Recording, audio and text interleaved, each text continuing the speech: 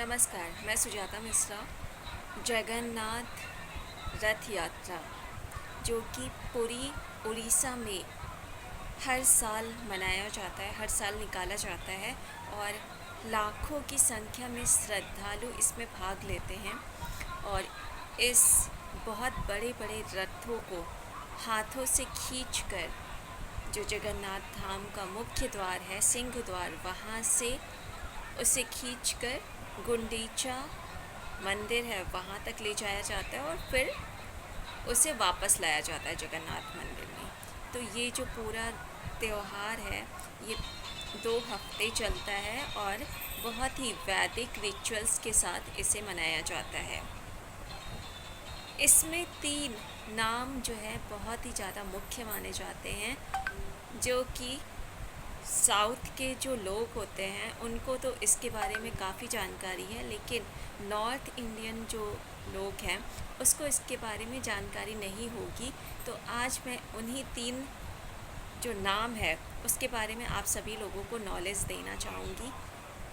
पहला नाम है नंदी घोष, दूसरा है दर्पदलन और तीसरा है तलध्वज। तो ये तीनों नाम बहुत ही इम्पॉर्टेंट है। और आखिर ये है क्या, सबसे पहले हम इसकी बात कर लेते हैं।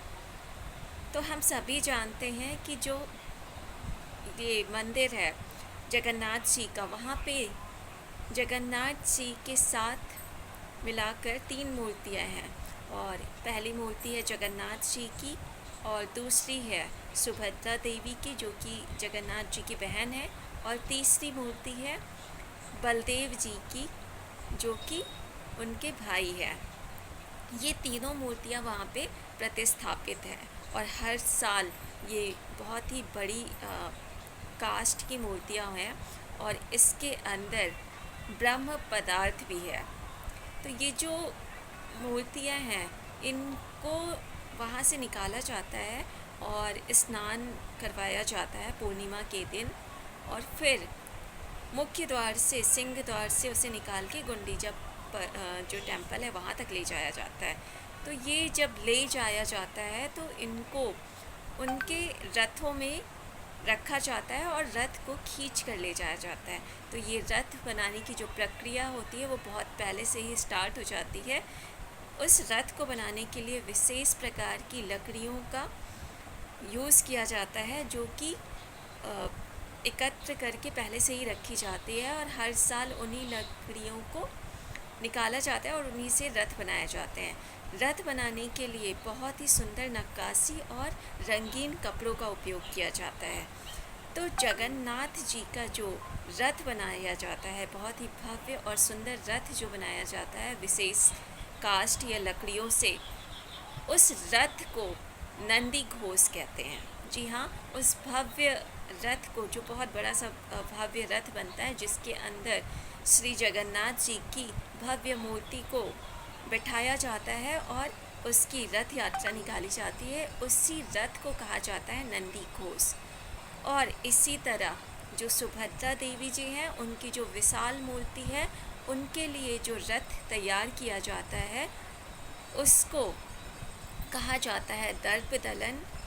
उस रथ का नाम जो है वो दर्पदलन है और वो भी बहुत ही खूबसूरत नक्काशी के साथ विभिन्न तरह के रंगों के कपड़ों के साथ उसकी सजावट की जाती है और उसको सजाया जाता है और उसमें सुभद्रा देवी जी को प्रतिस्थापित किया जाता है और फिर सिंह द्वार से गुंडीचा टेम्पल तक ले जाया जाता है। इसी प्रकार बलभद्र जी या बलदेव जी का भी जो मूर्ति है उनके लिए जो रथ तैयार होता है उसको तलध्वजा कहते हैं और ये रथ तलध्वजा सिंह द्वार से ही निकाला जाता है और उसे भी गुंडीचा मंदिर तक ले जाया जाता है। तो क्रमशः जो ये तीनों रथ होते हैं उनका एक नाम दिया गया है। जगन्नाथ जी के रथ का नाम है नंदी घोष, ऐसे ही सुभद्रा देवी जी का जो रथ है उसका नाम है दर्पदलन और तीसरा जो बलभद्र जी या बलदेव जी हैं उनके रथ का नाम जो है तलध्वज है। तो ये तीनों रथ जो बहुत ही भव्य और खूबसूरत होते हैं, जटिल नक्काशियों से युक्त होते हैं।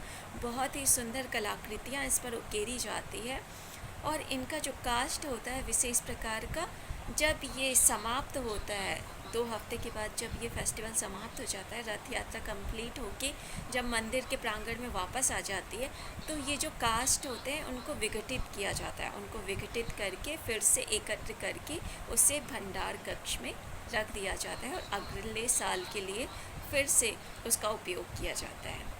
तो आज का जो ये वीडियो था, ये हम जो ये रथ यात्रा जो उनका देखते हैं, उनके रथों का क्या नाम है, उसी पे बेस्ड था और मैंने उसकी सारी जानकारी आपको दी है। अगर आपको इसके बारे में कुछ भी पूछना है तो आप कमेंट बॉक्स में पूछ सकते हैं। Thank you.